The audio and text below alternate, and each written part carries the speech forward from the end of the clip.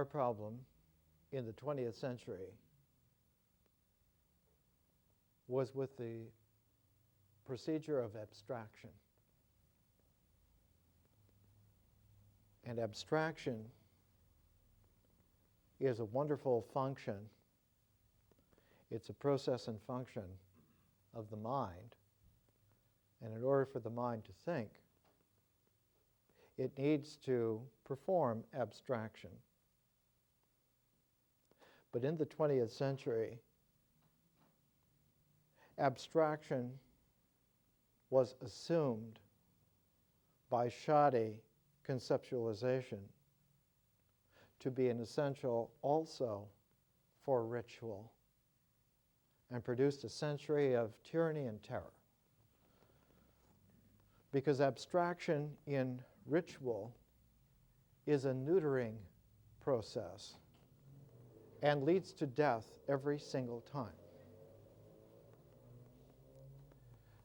So one of the problems that we have here in the 21st century is to recalibrate the disease of the 20th century and to bring abstraction back into the family of functions so that thought again participates with life and does not egotistically, whether through advertence in some kind of ideology or inadvertence in some kind of ignorance, lead us on a swift road to demise.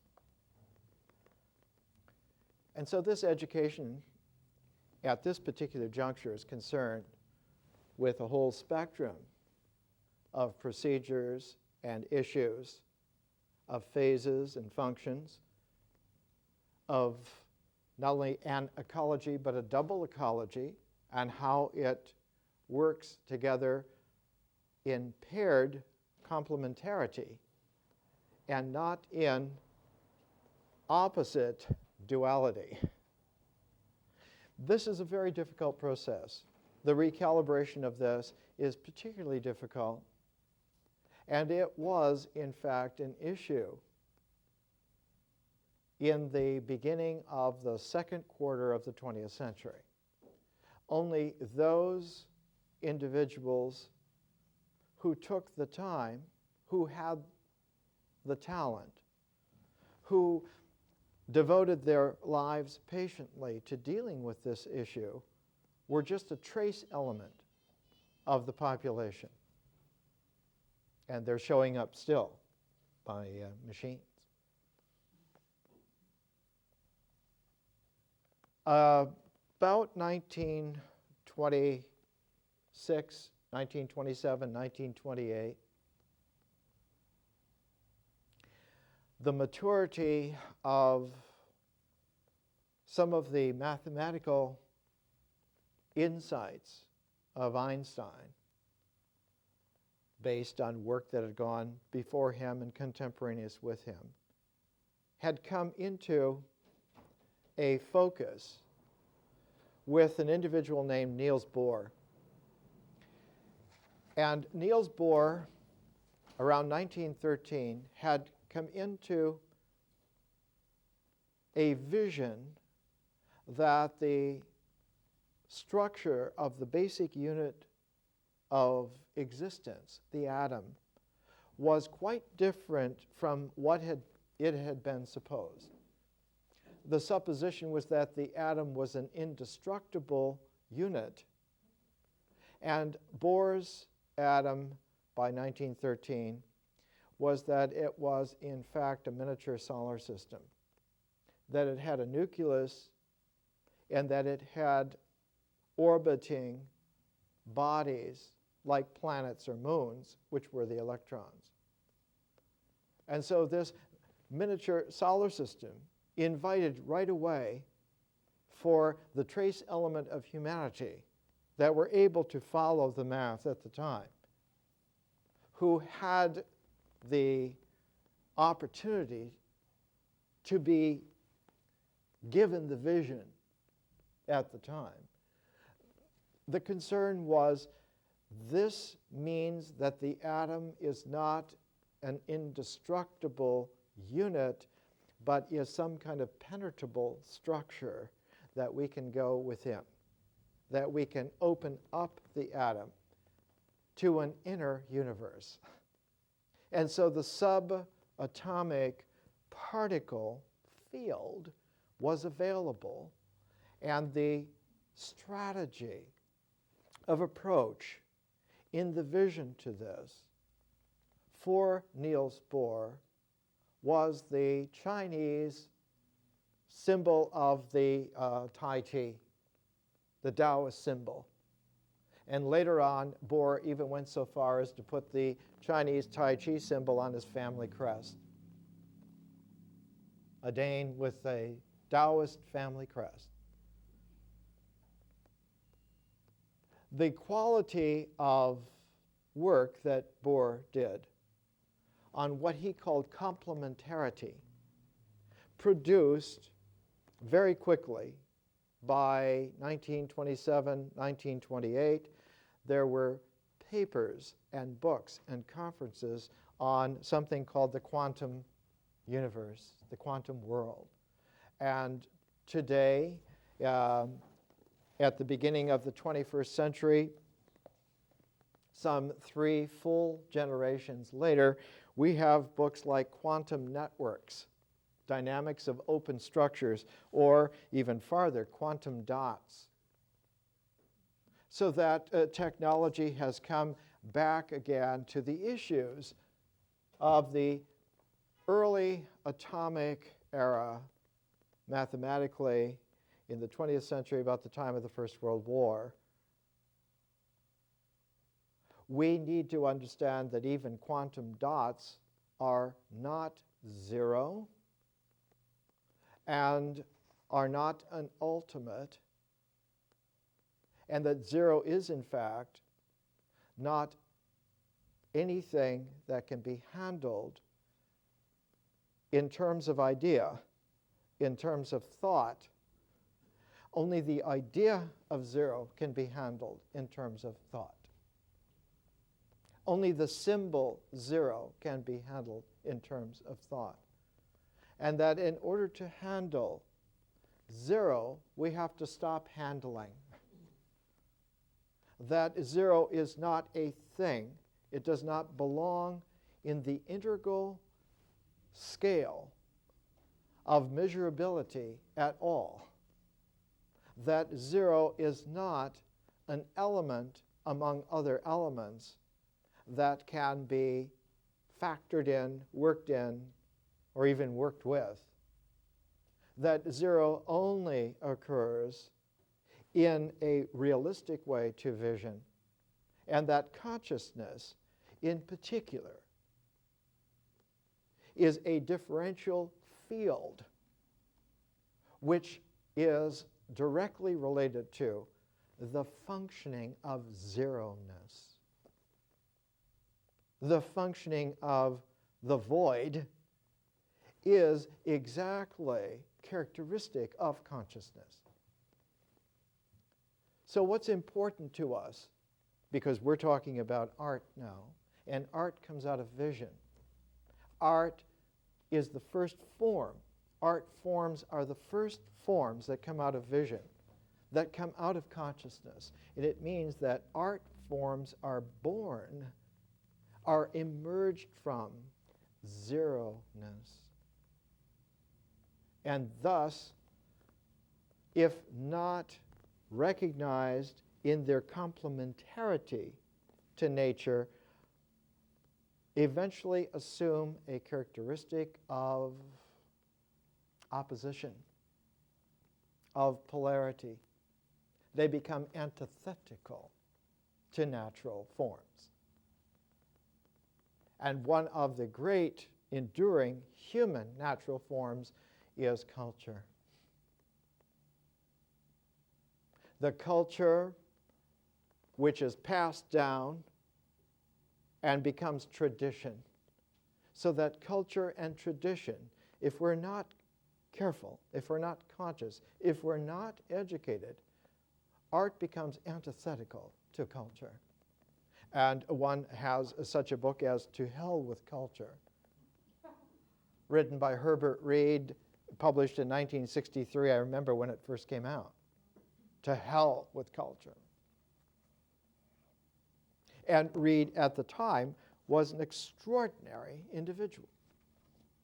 Reed was on the board of the Bollingen Foundation to edit the collected works of Carl Jung.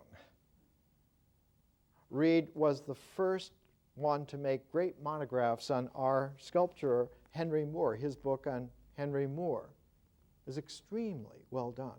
The first great book on Henry Moore. He did a monograph in 1934, but during the Second World War, this book came out, Henry Moore by Herbert Reed.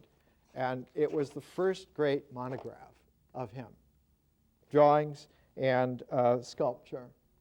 And this book has gone through morphs for half a century, and now is this whole stack of 6 books, the Catalogue Raisonné of Henry Moore. Many editions, many morphs. So Herbert Reed was extraordinary. But persons like Niels Bohr or Einstein in science, or Henry Moore in art, the artist and the scientist are so extraordinarily conscious, who deal conscientiously with the vision matrix out of which their forms emerge, are sometimes incapable of expressing in discursive language to other human beings what it is that they're doing and what it is that they do. The artist who talks about art is very rare. Usually they won't tell you. Their art speaks for them. And the same for science. Really great scientists and mathematicians are great scientists. Sometimes they're great artists. A mathematician like Fermat or Kurt Gödel are really artists with mathematics.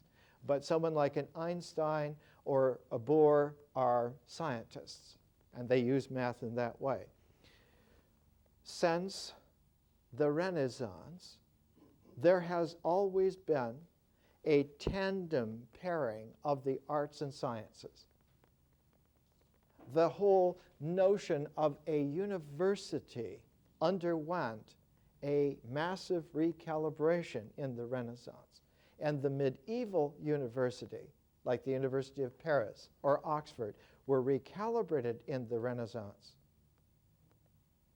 And instead of being focused on, as the medieval university was on theology and logic, the Renaissance university was focused on the arts and sciences. And through about 500 years of the vicissitudes of history, the arts and sciences tandem, the pair that art forms and science forms, belong together in a resonance that has a harmonic for calibration for them, which is a distinctly different shape from the kind of commensurability that natural forms have. Ritual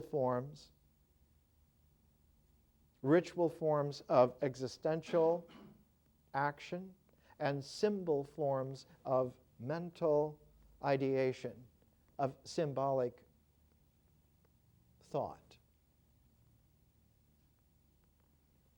If we do not know that consciousness is different from thought, we will miss the very threshold of difference between them, a difference which allows for them to weave together in a complementarity. And we will co-opt either way. We will take differential consciousness co-opting integrals, or integrals co-opting differentials. And we will come out with outlaw aesthetics or with usually social tyrannies. Now, this is a very serious problem and very difficult. And one of the points in the 20th century where all this came to a head, where all of it really came to an issue, was 1940, the year 1940. Because in 1940, it was apparent to the conscious few that not only was it possible to go into the atom, but it was possible to bring the energy out of the atom and for man to use it. It was possible to have atomic energy in the form, initially, the only conceivable form was that of an atomic bomb. Later on in the 20th century, somewhere around 1944, 45,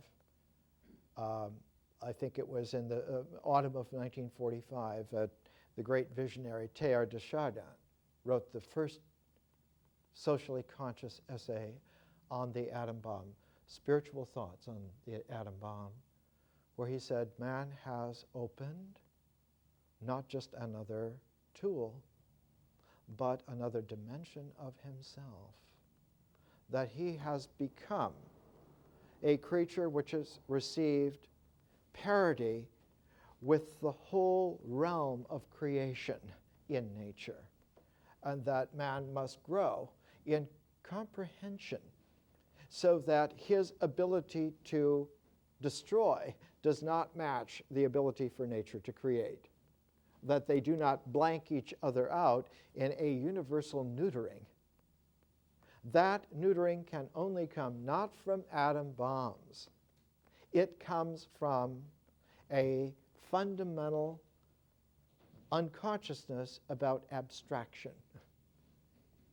So that in the period from roughly the First World War to 1940, you find increasingly in the arts and sciences a preoccupation with abstraction. That abstraction as a function is of interest. Abstraction as a procedure is engrossing. Abstraction as an idea is rather haunting. And in this, I'm going to single out two individuals today who were extraordinary. One is Henry Moore, and we're talking about Henry Moore with Frank Lloyd Wright, and we're going to bring Wright in, and then next week expand what we do with Henry Moore today. The mathematician I want to allude to today is, his name is Hermann Weyl, W-E-Y-L, Hermann Weyl. And in 1940, Princeton University, Princeton is where its Advanced Institute had invited people like Einstein to come and be, and Princeton was involved in the way in which nuclear research on the mathematical level transformed E equals mc squared into the atomic bomb. So it's very, very formative. Weyl's publication, 1940, Algebraic Theory of Numbers. It used to be 2,500 years ago with the Pythagoreans that number was the ultimate abstraction.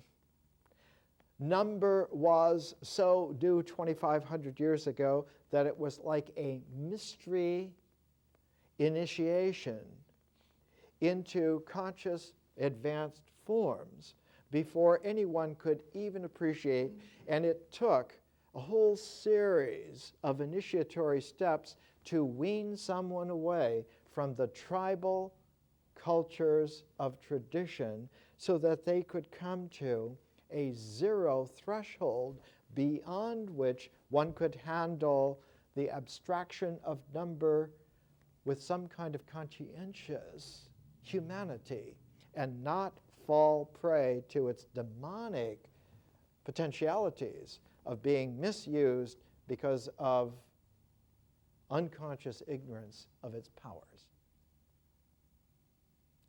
That power of number, of abstraction, was placed increasingly by the Pythagoreans into logic.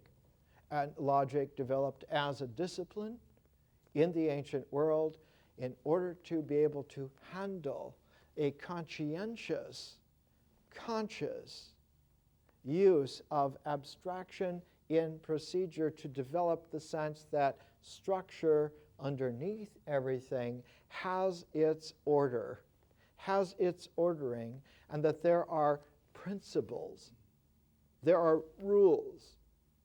Not rules so much as rules, but principles or rules in the sense of axioms. And the whole development of the procedure by which number can be handled in a discipline went to because of the Greek sense of depending on visuality for confirmation of structure, the abstraction of the numerical early Pythagorean emphasis went to geometry. And it was in the sense of using the development of the ability to think in geometric theory that the Greek mind became the language of thought in the ancient West. In China, it developed in a different way. In India, there was a cognate development, but again, in a slightly different way. The Chinese development did not have an issue with zero the way that the West did. In China, the use of the complementarity that was inherited from the founding of the Zhou dynasty already was able to circumvent through comprehension a lot of the difficulties that were stumbled into by the Greek West. In India, the final resolution, the idea of zero came into play about 150 AD. The first great thinker in India who dealt with it was named Nagarjuna. Naga in Sanskrit is the snake, the serpent, the king cobra, the Naga king. Arjuna is the great warrior of the Bhagavad Gita. So Nagarjuna is the great Kundalini serpent warrior king. He is the one who brought zero into Buddhism in terms of a discursive language that used the Sanskrit term shunyata. Shunyata, emptiness. And of course, in Nagarjuna, always in its complementarity, shunyata was always paired in complementarity with tathata. Tathata, the best translation into English, D.T. Suzuki translated about 90 years ago as suchness, thusness. Not just existentiality. Existence emerges out of nature, but suchness emerges out of shunyata. That art forms have a suchness to them. They have a thusness to them. And that their emergence always has a dimension of personal tone.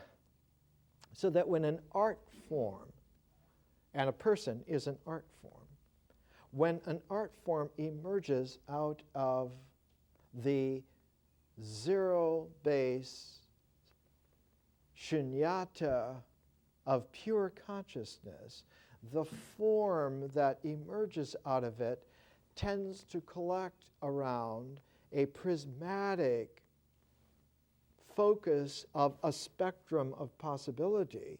And this is why all art forms have a spiritual tone. All persons, wherever they occur in the cosmos, wherever in the universe sentient, intelligent life becomes conscious, their forms of viability in the cosmos are spiritual. There's no such thing as a demonic person. There are regressive ritual masks of egos, for sure, but there are no demonic persons. This quality of forms, differential forms, coming out of the vision which pure consciousness is, also is mooted here in Herman Weyl's work focused on the algebraic theory of numbers. Numbers in their Pythagorean origin are the ultimate abstraction, but by the time the logical treatment of the way in which geometricity schools us to use number abstractions, by the time that left the Greco-Roman civilization and had to be translated into a different civilization, the civilization that it had to be translated into was the rising civilization of Islam. And the civilization of Islam was not Greco-Roman, though they used a Greco-Roman procedure of working with abstraction, of using geometricity as the fundamental ordering of the way in which consciousness wove itself into form. There had to be a translation from the Greco-Roman terms, from the Greco-Roman procedures, and where number was the language coupled with geometricity in Greco-Roman times, the geometry was coupled with a new kind of abstraction in the Arabic civilization, in Islam. And that's where the term algebra comes from. Algebra is an Islamic contribution to the planetary ethos. This algebraic theory of numbers in 1940 is not just a putting together of Islamic algebra with Greco-Roman numbers. This already has gone through about 800 years of permutation by the time Herman Weyl gets to it. But the previous 780 years of it was all of a piece that already could be called a great tradition, that flowered and became a tradition in the Renaissance, and by the 16th century, by the 1500s, one had mathematicians who understood the algebraic theory of numbers in terms of the way in which Islamic algebra wove into Greco-Roman numericity and produced a geometry which was not just a plane geometry, but a spherical geometry, already in the 1500s. You had a mathematician like John Dee who learned for the first time in history how to mathematize the navigation of ships on the world oceans, the sphere of the whole world. And because of that fact, because of putting that into the education system, the English ruled the waves. The English Navy beat out everyone. Though the Spaniards were better at shipbuilding and the Portuguese were better navigators, the English educational system factored in John Dee's mathematics because Queen Elizabeth liked John Dee because he did her horoscopes. When you have the Queen's attention, the Queen can do anything that she wants. She said, we're going to make sure that our realm, our culture, our tradition is a global one. And so you have in John Dee's lifetime and Queen Elizabeth's lifetime the translation of this ability to globalize the algebraic theory of numbers so that Shakespeare, when he builds his own theater, he calls it the globe. And up above the screen of the globe, he has the zodiac. in homage to John Dee. Because of the gift of his ability at astrology, we have this ability to span the entire globe. And so one has a very interesting kind of situation. You have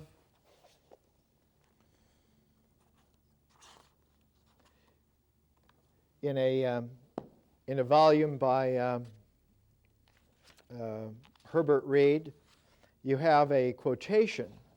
Here it is in this volume, a quotation from Shakespeare. And it's from A Midsummer Night's Dream. The quotation runs this way. And as imagination bodies forth the forms of things unknown, the poet's pen turns them into shapes and gives to airy nothing a local habitation and a name. This is a very profound way to speak. This was written in the spring of 1594 by someone who was just 30 years old. He wrote it around his 30th birthday. As imagination bodies forth, as a form emerges, an imagination form is emerging. It's not an existential form. It's not the way in which an existential form comes out of nature. It's the way in which an imaginative form comes out of vision. Vision. It's very interesting because the whole world, A Midsummer Night's Dream, is Shakespeare's Renaissance fairy tale drama. You know, they used to, for a couple of hundred years, they used to have armies of critics and English teachers searching for the origins, the sources, and analogs of Shakespeare's plays, and they found them for everything except two plays, which, alas, for the critics, must come from the man himself. A Midsummer Night's Dream and The Tempest. They're his. And A Midsummer Night's Dream is his. The way in which imagination comes out of vision is very much related to the realm of the fairy tale, the fairy realm. You know, when Monet was first discovering that what he was painting were not things that were out there in nature, but he was interested in painting the ratioed relationality of the artist in the mode of making art consciously with nature, and he called that, the French word that he used was féerique, the fairy realm. When Yeats was learning to calibrate his great natural talents, he had many occult wild talents. Could mind read, he could do a number of things. He had clairvoyance, he had the ability for touch to open up things. He focused on Irish fairy tales in order to mature himself so that his sense of language could move from the mythic storyline of tradition to the curled squiggles of the fairy tale. Because the fairy tale is always different from the myth. The myth always follows a plot line which projects itself on a plane of the mind and can even be given a transform so that the mind works with a sphere. But still, it's John Dee's old navigation of a plot line on a sphere. It's still that. It's still a Mercator globe that has a longitude or a latitude that's still a straight line projected onto a globe. But a fairy tale does not have geometricity of any sort. It has a different sense. Its sense is in the original meaning of the word ratio. A fairy tale is always a ratio of the possible with the natural, so that they're always together in a proportion, so that the fairy realm is fertile for something new. That's why Herbert Reed's book is called The Forms of Things Unknown. Art is here for the forms of things unknown. And they will always be open to possibility. There's always an unknown, so that consciousness is at home with the unknown, whereas tradition is very uncomfortable with the unknown. Culture is very suspicious of the unknown. And ritual is absolutely a protective activity when it comes to our species of making sure that we don't get too deep into the unknown. It's all right to dip your toes. It's okay to go wading a little bit, and occasionally brilliant people might take a little swim, but watch out for deep water. Melville in Moby Dick has a section where he's talking about how deep the ocean is, and he didn't quite realize. He thought the ocean was really deep. He didn't realize that it is enormously deep. That the ocean has depths that run deeper than 7,000 stories high. Forget it. The enormity of the oceans of this planet are nothing compared to interstellar spaces. And so our civilization that's emerging, our stellar civilization that this education is made to be, is to get us over the fear of being at home where 99 point, as many nines as you could write, percent of what you deal with is nothing. Not a blank nothing, but an invitational recalibration of a real that's in proportion to the fairy quality of heaven. We have to get used to being at home in a nature which now is more heavenly than earthly. And that's what we're after here, is to recalibrate vastly, indelibly, and in such a way that it does not reduce itself down prematurely to abstractions used in a ritual manner, because it would lead to certain death. If the next generation doesn't learn from us how to be real in the universe of wide open interstellar spaces, they will within their lifetimes reduce themselves to a neutered nothing. It's absolutely guaranteed. The odds for it are not just overwhelming, they're certain. So when we come to try to understand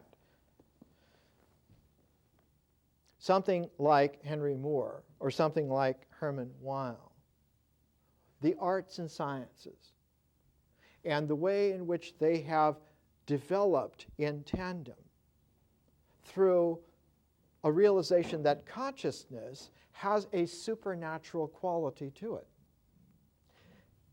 So that when consciousness becomes self-reflexive, begins not to look upon itself as a form so much, but to participate in the mysteriousness of its own functioning, in order to have a ratio, it can't use itself. The really powerful super yogi is not aware that he's super powerful yogi till he does something. Then it's really big magic.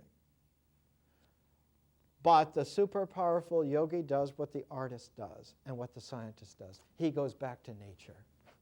He goes back to nature as nature really is in the integral, the mysteriousness of nature. And out of the mysteriousness of nature, he's able to pull a ratioable otherness to his conscious dimension. And so the artist returns to nature, not as a collection of things, but as a range of possible things, the forms of things unknown. And he makes, out of his activity, out of his art, or out of his science, out of her art, out of her science, that person makes new living existentials so that they now belong in life just like natural things. But that they're not just natural things, they're prismatic because they carry with them a conscious dimensionality that's already a part of their existence, so that they are creatively existent.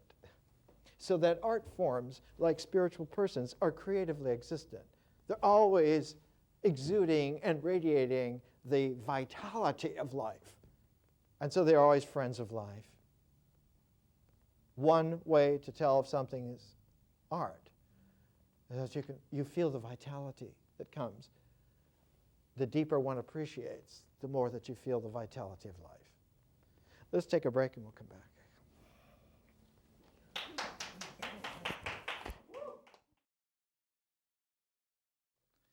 Zero.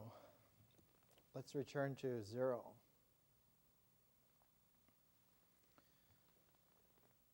When Nagarjuna, some 1850 years ago, was speaking of shunyata, there was a problem in his time that had emerged. When the historical Buddha was teaching, he made it quite clear. He taught for 45 years, and he made it clear many times that the way in which human beings are constituted in cultures, that even the Dharma would be misunderstood within a time period, that the true teaching would be dissipated and would vanish.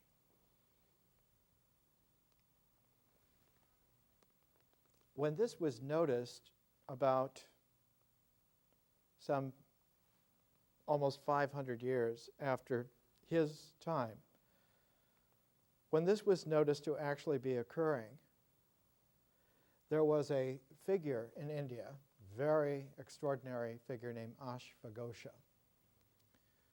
Ashvaghosha's name comes from the Sanskrit, which the word refers to the neighing of horses. The power, not of the stallion, but the power of the horse as a vehicle to expand the range of man. Much in the same way that the nickname for Boris Pasternak in Russia was the horse, because he was a powerful expansion of the capacity of man to feel and express. Well, Ashvaghosha was that kind of figure 2,000 years ago.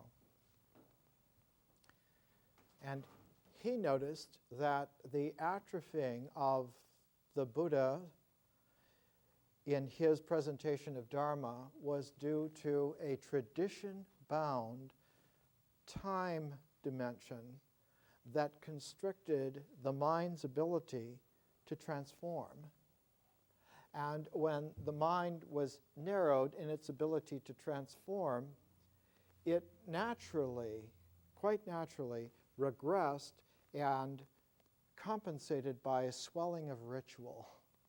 That ritual compensates to make up for the lack of transformation into consciousness, into vision.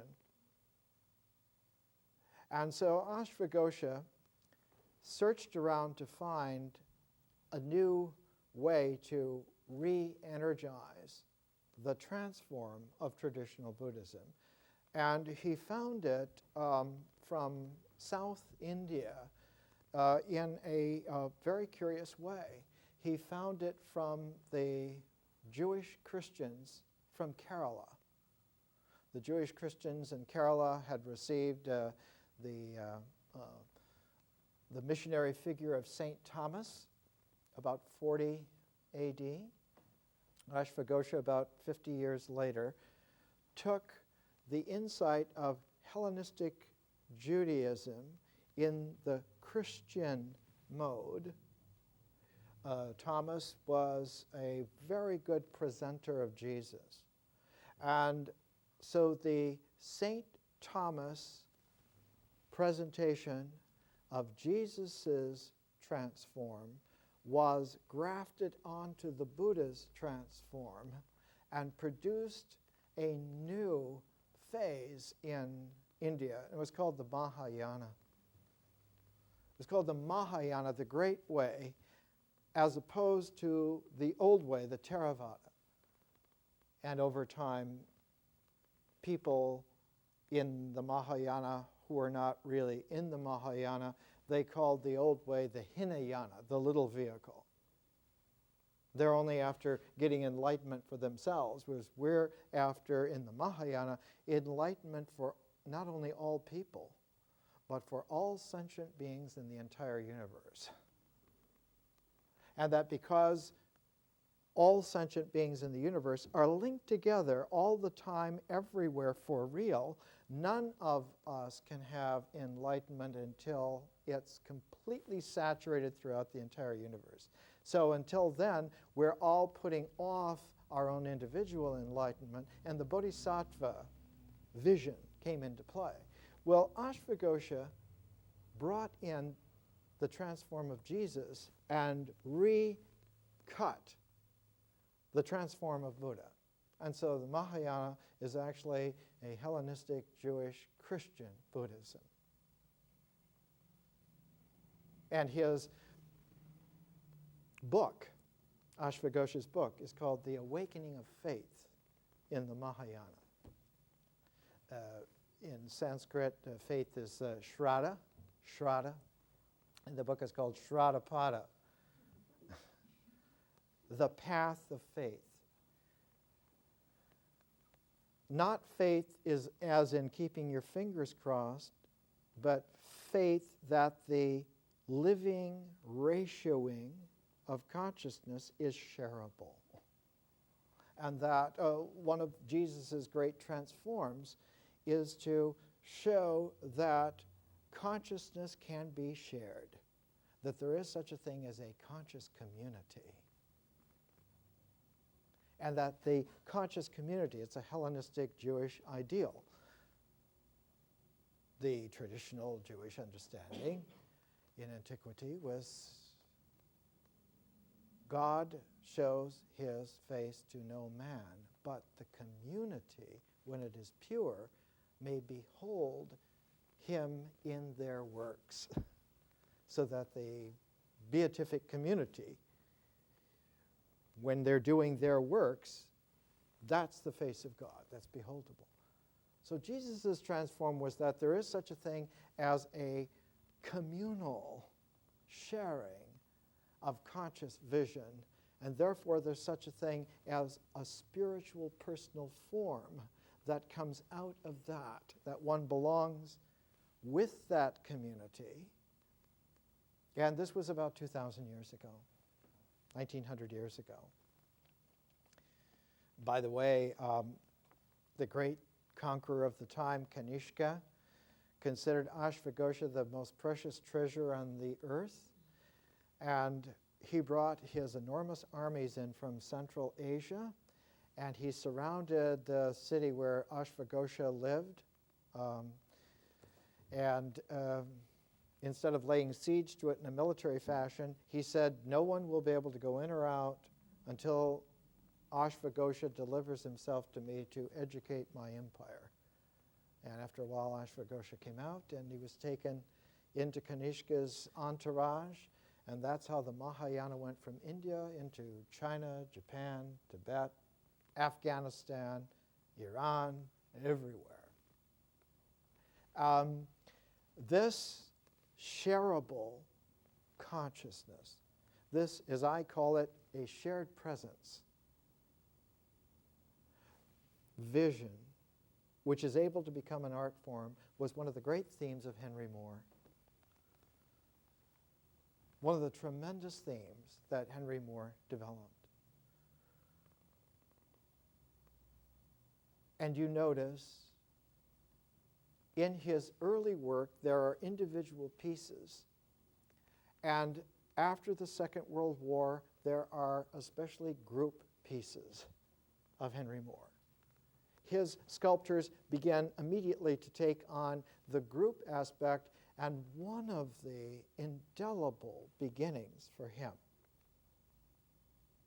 is the realization of the potential of the mother and child, that the seed of the community is in the mother and child, because the mother and child are not two, but they're a pair. And that pairedness has as its real fulcrum a zero-based openness, which is indistinguishable from nothingness, which is the mystery of nature. So that if you go back to the real mystery of nature, nature is mysterious because nature is always fertile out of openness, is receptive to emerge and re-emerge and re-emerge worlds without end. That the fruitfulness of nature is in its mysterious openness, and that the zero-ness in the transform from mind to consciousness participates in that. It's not identical because that's a mental gymnastic to saying, well, shunyata is equal to the openness of nature is a misstatement. There's no distinguishability whatsoever. So that the correct way to talk about it, it's a part of the same flow. It's just that one notices it because you create an aperture through which one can appreciate that the flow is continuous, it's uninterrupted. Art forms are the apertures of appreciation of that continuity. And spiritual persons are too. One is spiritual not because you're good, but because you're a ratio of the real through which the appreciation of the continuity of reality is appreciable, can happen.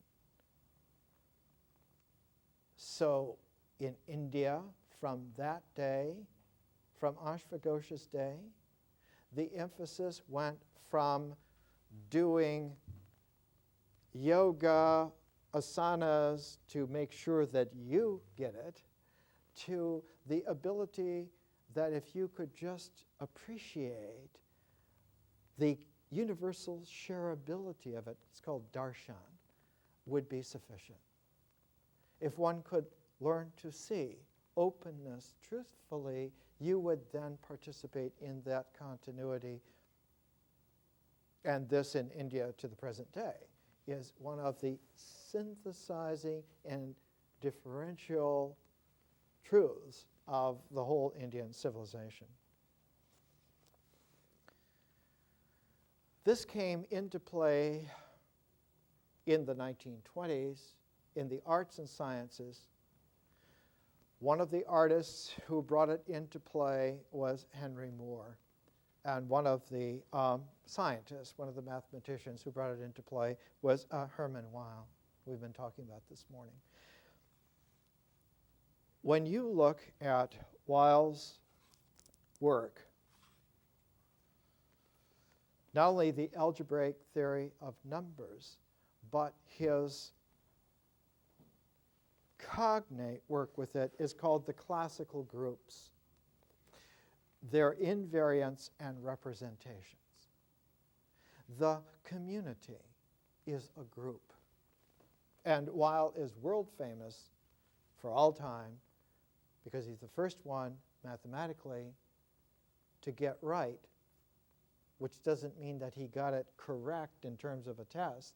He got it right because it works. He developed the theory of groups in mathematics.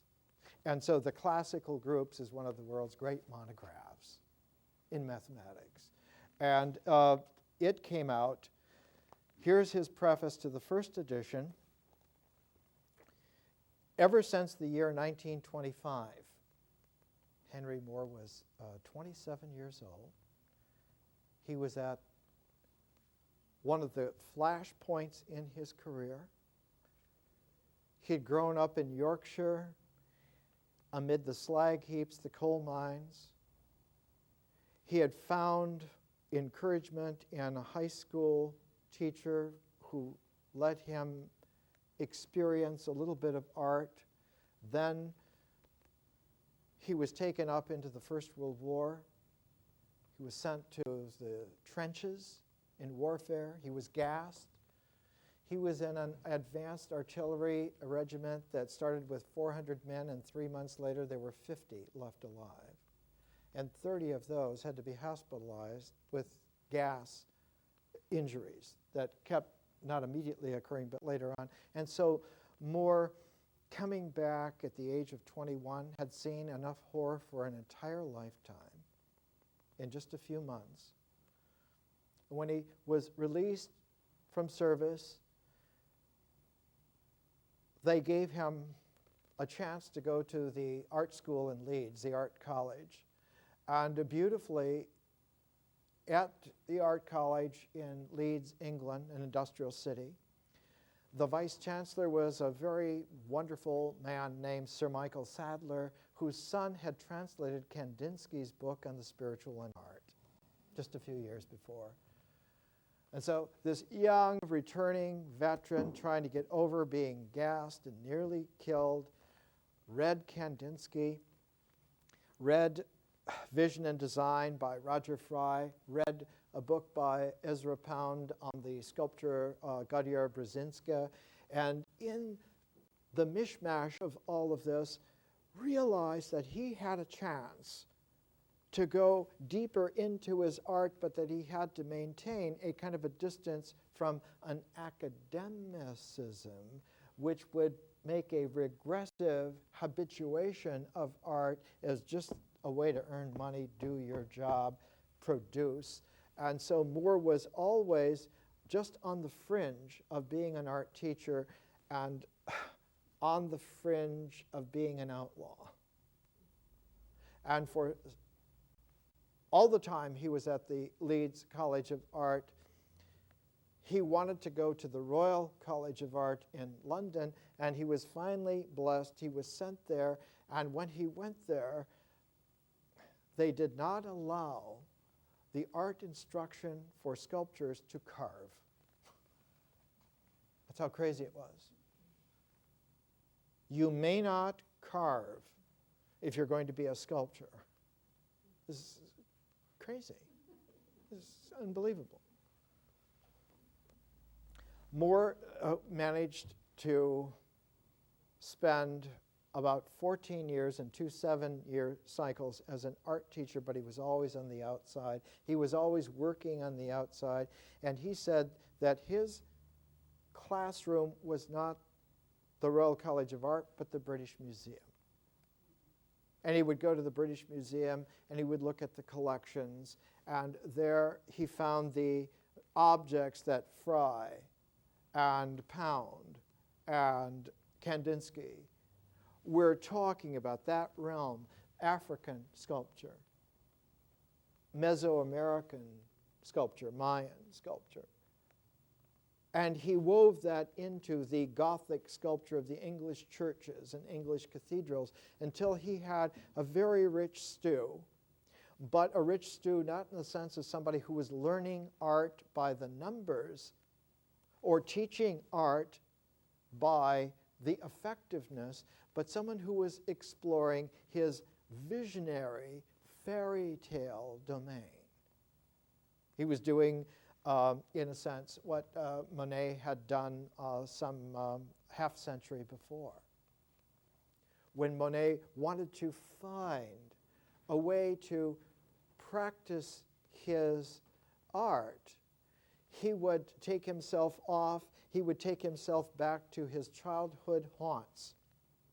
Even though he was born in Paris, he was raised in Le Havre on the coast. And so he would go to the Normandy coast by himself. He would live in caves, and he would paint. And he would paint not what he saw so much, but he would paint the vision of what he saw presenced on the canvas, so that the canvases became living things to him.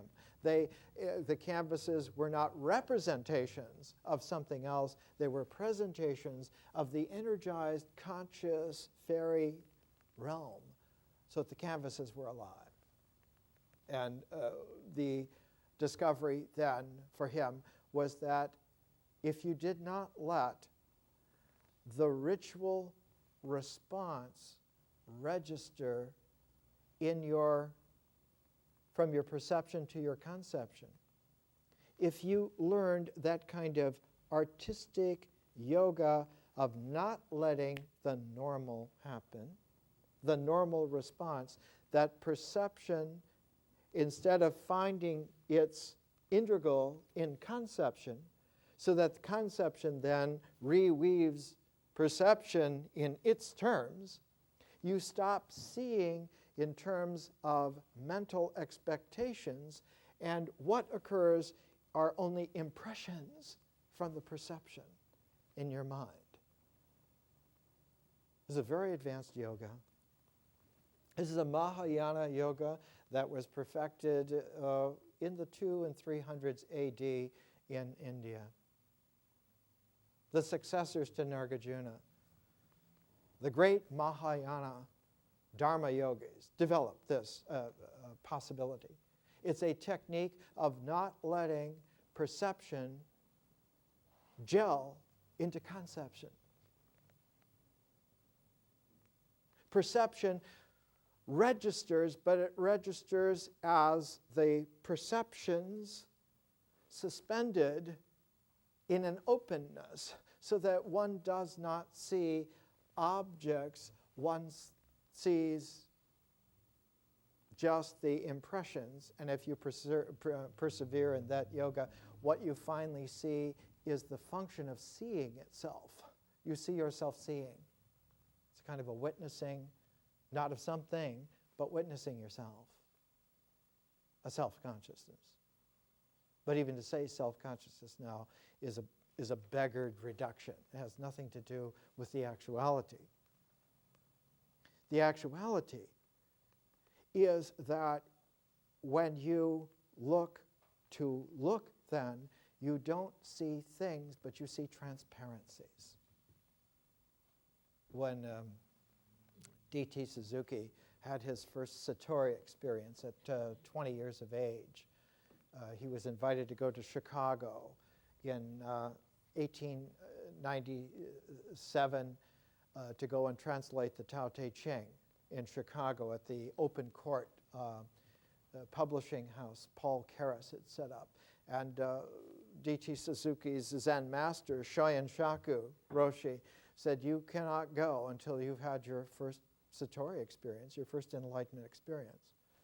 And young D.T. Suzuki said, well, if I don't have it, I won't be able to go. And his Zen master told him, he said, no.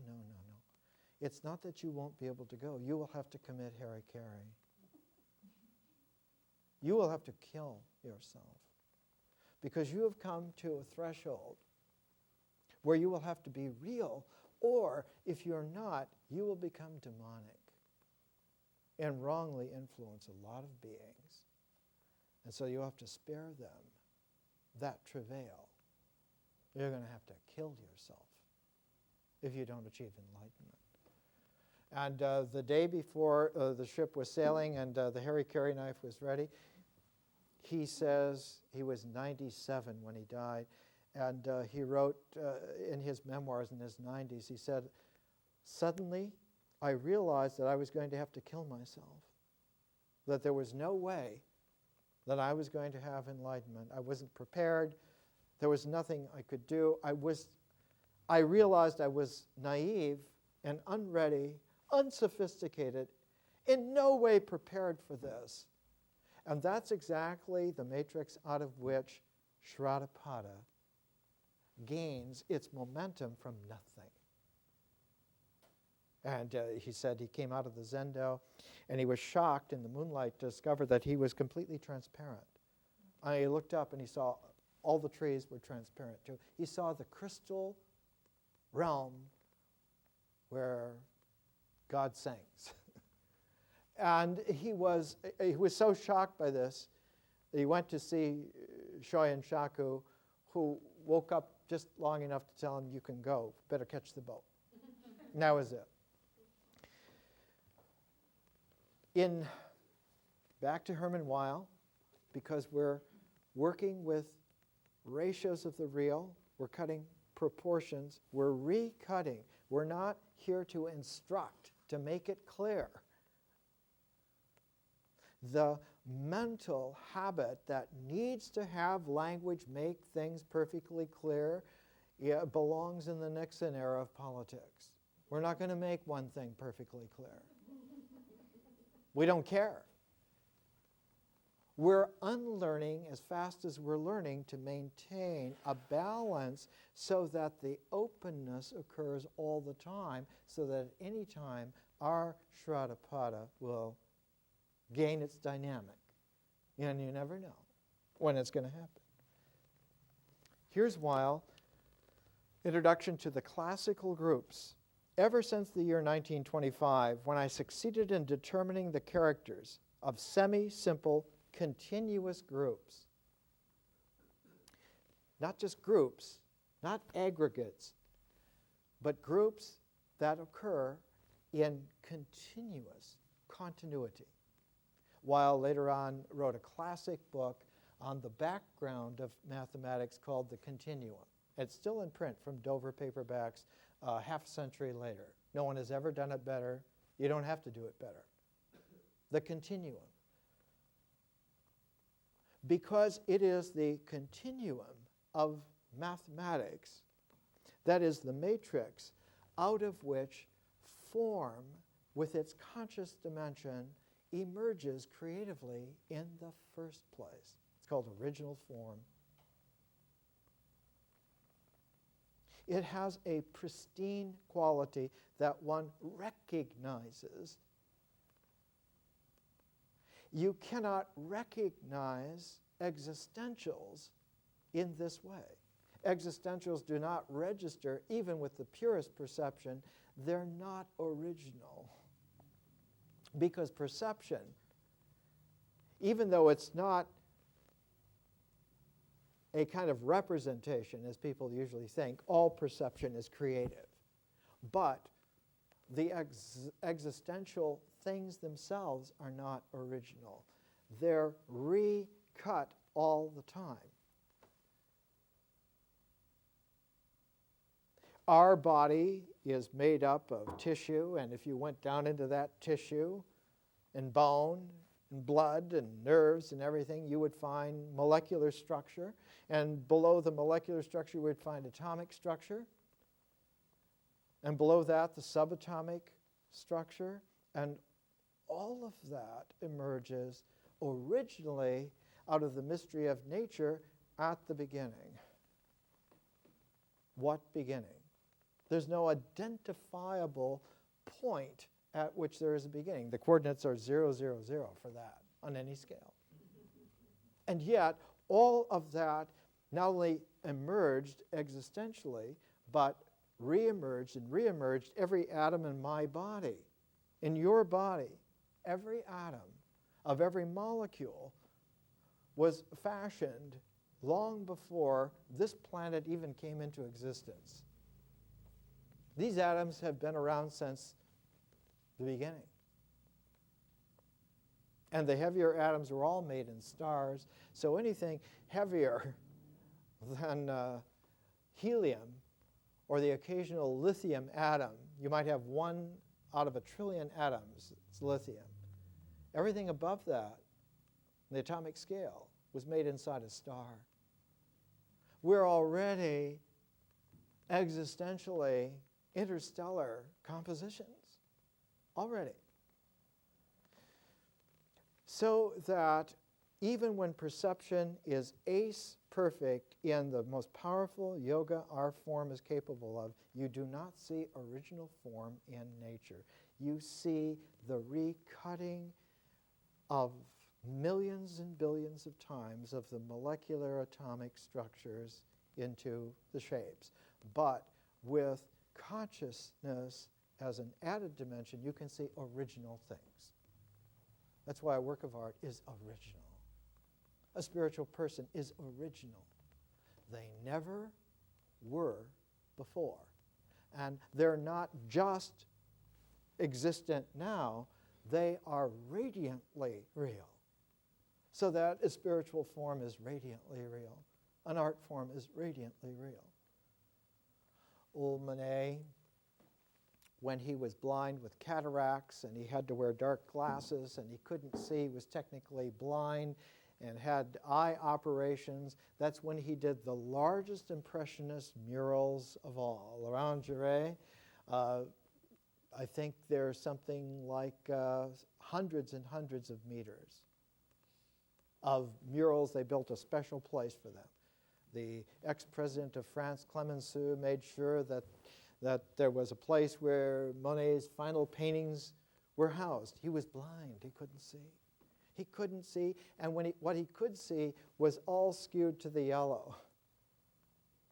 He couldn't tell yellow from white. And when you look at the old Monet's work, it's an ocean of subtle color that's so extraordinary that one's whole sense of what color is dwarfed by the magnificence of it, like the old Beethoven's final symphonies and quartets. He couldn't hear. Monet couldn't see.